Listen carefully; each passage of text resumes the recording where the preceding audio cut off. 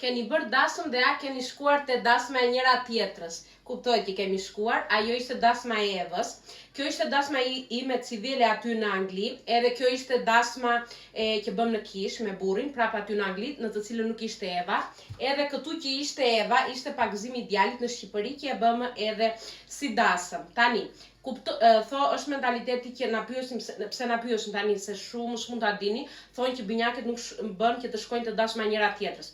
Kuptohet që neve nuk e besojmë një diçka të tillë, edhe shkuam.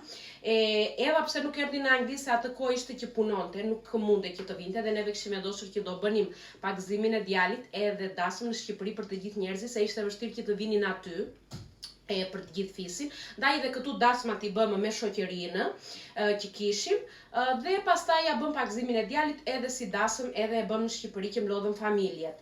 Te dasma e Evës, e cila e bëri tani sa ka 14-15 më shumë ka, që e bëri kuptohet që isha, edhe nuk do rinim pa shkuar te dasma njëra tjetër se është momenti më i lumtur për një vajzë, edhe kuptohet që njeriu që do pranë atë ditë është motra, edhe sidomos motra binjake.